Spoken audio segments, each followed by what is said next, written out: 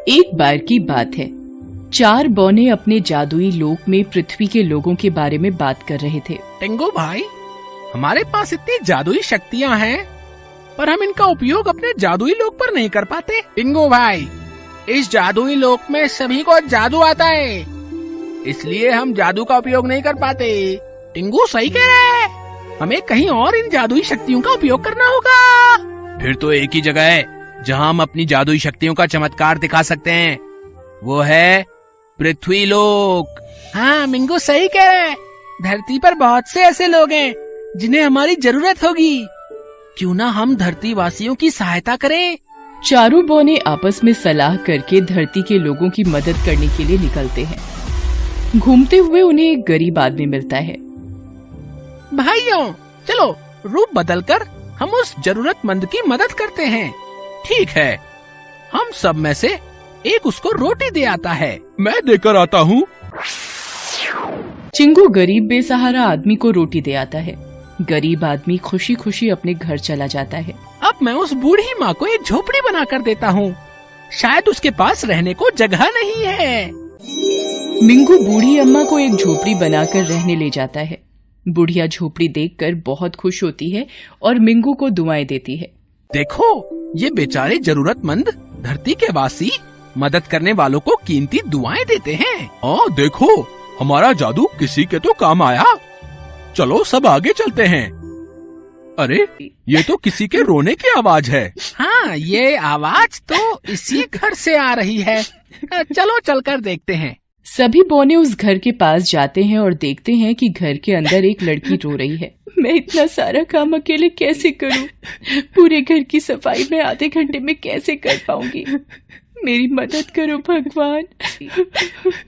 चारों बौने उसको इस तरह से रोता हुआ देखकर बहुत दुखी होते हैं। चारों बौने दोबारा से अपना रूप बदलकर उस लड़की के पास जाते हैं। कौन हो तुम लोग और यहाँ किस लिए आए हो? हम सब जरूरतमंदों की मदद के लिए निकले हैं। हमने देखा कि तुम रो रही हो, इसलिए तुम्हारी परेशानी को दूर करने के लिए आए हैं। क्या नाम है तुम्हारा? मेरा नाम छवि है। मेरी परेशानी कोई दूर नहीं कर सकता। मेरी सौतेली माँ बस आती ही होंगी। अगर मैंने समय पर ये घर साफ नहीं किया तो वो मुझे बहुत मारेंगी। बस इतनी सी बात। ये तो हमारे बाएं हाथ का खेल है। तुम वहाँ कुर्सी पर बैठ जाओ और हमें देखती रहो।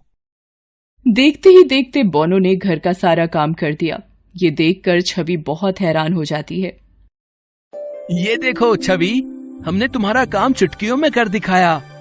अब तुम्हें अपनी सौतेली माँ से डरने की कोई जरूरत नहीं है। आप सबने मेरी मदद की, उसका शुक्रिया। छवि, तुम्हें जब भी हमारी जरूरत हो ये घंटी बजा देना। हम जहाँ भी होंगे तुम्हारी सहायता के लिए आ जाएंगे। बौने छवि की मदद करके वहाँ से चले गए। छवि की सौतेली माँ बिंदु जब वापस आती है। ये क्या, इसने तो सारा काम खत्म कर लिया और वो भी इतनी जल्दी। अब इसको सताने के लिए मुझे और भी काम बढ़ाने होंगे ताकि ये काम पूरा ना कर पाए। छवि, इधर आ, मैंने कपड़े धोने में डाले हैं। तुम्हारे पिताजी आज बाहर से वापस आ रहे हैं। जल्दी से कपड़े धोकर खाना भी बना ले। चल पारुल, दूध पी ले। मैं घंटी बजाती हूँ, बौने मेरी सहायता को आ जाएंगे। छवि घंटी बजाती है और बौने हाजिर हो जाते हैं। छवि बौनों को सारी बात बताती है और बौने जल्दी जल्दी सारा काम निपटा देते हैं। माँ, काम हो गया है, और कुछ करना है? इतनी जल्दी जल्दी तू काम खत्म कर भी चुकी, दिखा जरा। अरे, खाना तो देखने में बहुत स्वादिष्ट लग रहा है। जरूर दाल में कुछ काला है। इतना बढ़िया और इतनी जल्दी, ये तो कोई जादू लगता है। कल देखती हो ये मेरा दिया काम कैसे पूरा करती है। बिंदु न जाने छोटी बच्ची छवि की दुश्मन क्यों बनी रहती थी। छवि के पिता काम के सिलसिले में बाहर रहते थे। इस बात का फायदा बिंदु उठा रही थी। छोटी सी छवि पर तो मानो बिंदु को बिल्कुल भी दया नहीं आती थी। अगले दिन, छवि, मैं पारुल के साथ बाजार जा रही हूँ। मेरे आने तक ये दाल और चावल आपस में अलग होने चाहिए। ये 2 बोरियां हैं। शाम तक इसमें से चावल अलग और दाल अलग करके रखना। माँ, ये मुझे कैसा कठिन काम दे गई है। मैं चावल और दाल आपस में कैसे अलग कर पाऊंगी? मैं एक बार उन मददगार बौनों को बुलाकर पूछती हूँ, शायद वो ये काम कर पाएं। छवि फिर से घंटी बजाती है और चारों बौने उसके सामने आ जाते हैं। क्या हुआ छवि? आज तुम कुछ ज्यादा ही परेशान दिखाई दे रही हो। आज काम ही कुछ ऐसा है। माँ ना जाने मेरे पीछे क्यों पड़ी रहती है। ये दाल और चावल मिली बोरियां मुझे दे गई है और बोला है शाम तक दाल और चावल दोनों आपस में अलग अलग बीन कर रखना। बस इतनी सी बात? टिंगू पिंगू चिंगू, चलो हो जाओ तैयार। हमारी छोटी सी छवि बहन इतनी परेशानी में है और ये हम नहीं देख सकते। चारों बौने मिलकर दाल और चावल अलग करके बोरियों में बांध देते हैं। आप सबने मेरी बहुत सहायता की है।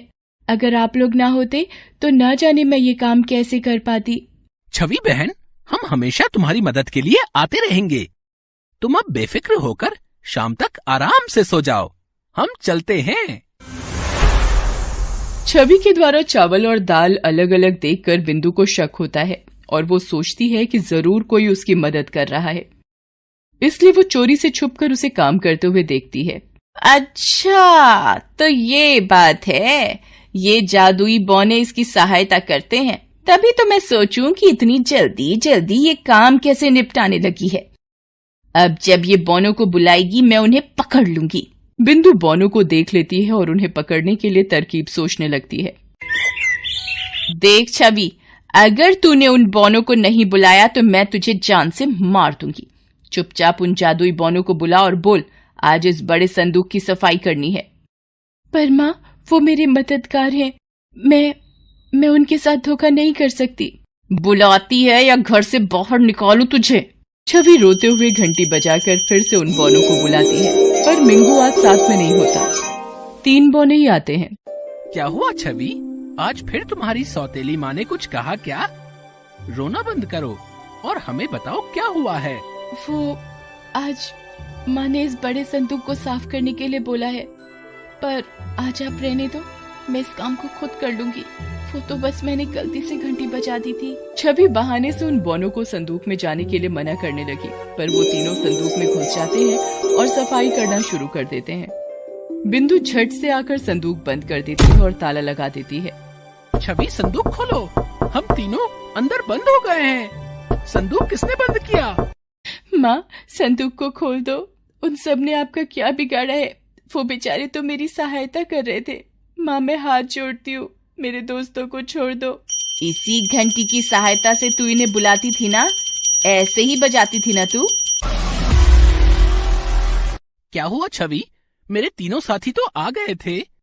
आज मैं कहीं और गया था, किसी को मदद की जरूरत थी। तुमने भी घंटी बजाई, कोई जरूरी काम था। और मेरे साथी कहाँ हैं? और ये घंटी तुम्हारी सौतेली माँ के हाथ में क्या कर रही है? कोई हमें बाहर निकालो। मिंगू, हम अंदर हैं। संदूक से हमें बाहर निकालो। कोई हमें बाहर निकालो। मिंगू, हम अंदर हैं। संदूक से हमें बाहर निकालो। मिंगू सभी को बाहर निकालता है। बौने सारी बात मिंगू को बताते हैं और बिंदु से कहते, तुम्हें शर्म नहीं आती? एक छोटी बच्ची पर अत्याचार करती हो। बोलो, क्या सजा दे तुम्हें?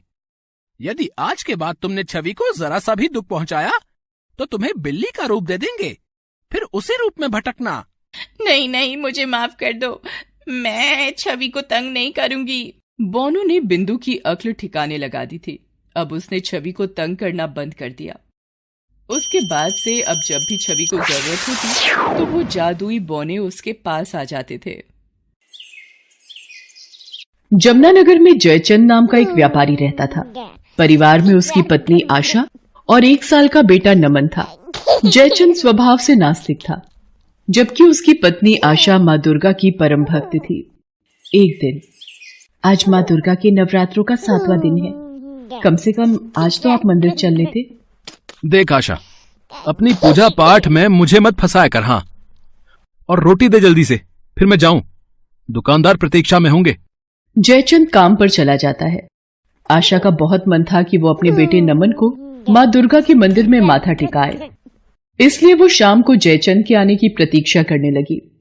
उसने पूजा की सारी तैयारियां कर ली और अपने बेटे को भी अच्छे से कपड़े और गहने पहनाकर तैयार कर लिया। तभी जयचंद आ जाता है। सुनिए, आप आ ही गए हो तो मेरे साथ मंदिर तक चल ही लो। तुझे भी चैन नहीं है? अभी आकर बैठा हूं और फिर शुरू हो गई। जब तक जाऊंगा नहीं मानेगी नहीं। चल उठा सामान, वैसे भी फिजूल के काम तेरे से जितने मर्जी करवा लो। आशा जयचंद के साथ मंदिर पहुंचती है। बात सुन, अंदर बहुत भीड़ है। मैं नमन को भीड़ में लेकर नहीं जाऊंगा। हाँ, मुझे तो किसी पर भी विश्वास नहीं है। तू जल्दी से अंदर होकर आजा, मैं नमन को लेकर यहीं पर खड़ा हूँ। बेचारी आशा का मन था कि उसका बच्चा भी माँ दुर्गा के दर्शन कर लेता, पर जयचंद इन सब बातों पर विश्वास ही नहीं करता था। आशा माँ दुर्गा के सामने रोने लगती है। हे शेरा वाली माँ, मेरे पति आप पर कब विश्वास करेंगे? मेरा बच्चा भी आपके दर्शन नहीं कर पाया, मुझे क्षमा करना माँ। आशा माँ के चरणों में माथा टेक कर प्रार्थना करती है और पूजा आरती करके दुखी मन से बाहर आ जाती है। वहीं छोटी छोटी कन्याएं खड़ी होती हैं। आशा उन कंजकों को पैसे और प्रसाद देती है। आशा, ये फिजूल खर्च क्यों करती रहती है? बहुत हो गया ये सब, अब घर चलें। ऐसा न कहो, ये कन्याएं तो देवी का रूप हैं और आज सप्तमी का दिन है। आशा और जयचंद घर आ जाते हैं। नमन सो गया है, मैं इसे झूले में सुला देता हूँ, तू खाना दे दे।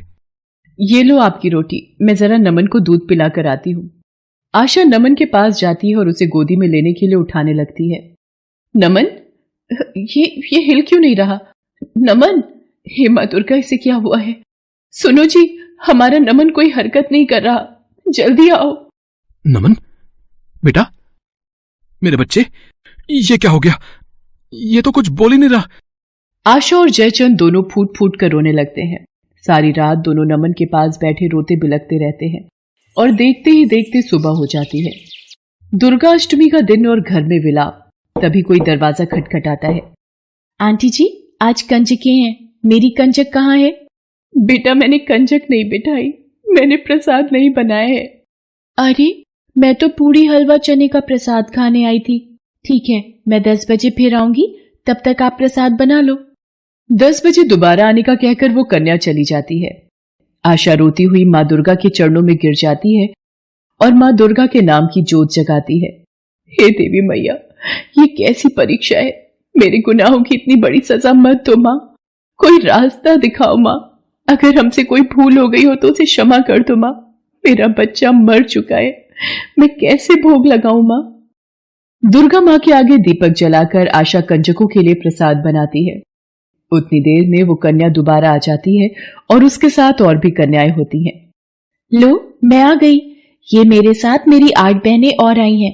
हो गई ना हम 9 देवियां। आशा रोते हुए जयचंद से कहती है, सुनो जी, अष्टमी पूजन के लिए कंजकें आई हैं, आप उनके पैर धुलवा देते।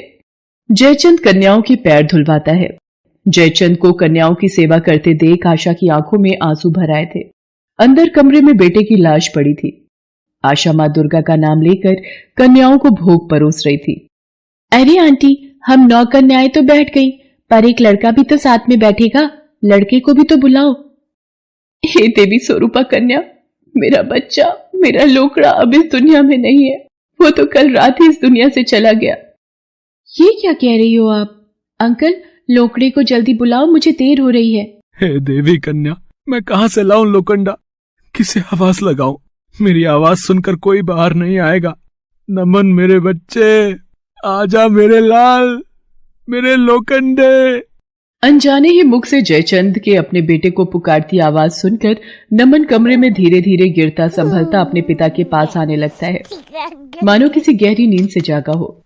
नमन, मेरा बच्चा, मेरा लाल, ये कैसा माँ दुर्गा का चमत्कार है। आशा, हमारा नमन जीवित है। आशा भी नमन को प्यार करने लगती है। तभी 9 कंजकें अपने 9 देवी रूप में आ जाती हैं। माँ दुर्गा के 9 रूपों की सदा ही जय हो। आपने मेरी भक्ति की लाज रख ली माँ। दुर्गा मैया की जय। आशा और जयचंद कंजके पूजन करते हैं। आशा के परिवार को आशीर्वाद देकर 9 देवियां अंतर ध्यान हो जाती हैं। आशा, दुर्गा मैया ने हमारे नमन को लौटा दिया। उनकी महिमा अपरंपार है। आशा, आज से मैं भी माँ दुर्गा की भक्ति करूंगा। माँ, आपकी लीला को मैं समझ गई। आप तो माँ हो और अपने लाल की रक्षा करती हो। मेरे बच्चे नमन को कुछ नहीं हुआ था। आप मेरे पति के मन से नास्तिक व्यवहार दूर करना चाहती थी, इसलिए ही आपने ये लीला रची थी। दुर्गा मैया आपकी जय हो। और इस तरह माँ दुर्गा के आशीर्वाद से आशा के जीवन में खुशियां भर गई। हेलो दोस्तों, कैसे हैं आप सब? हमारी कहानियां देखने के लिए हमारे चैनल को सब्सक्राइब कीजिए और हाँ, बेल आइकॉन पर क्लिक करना मत भूलिएगा।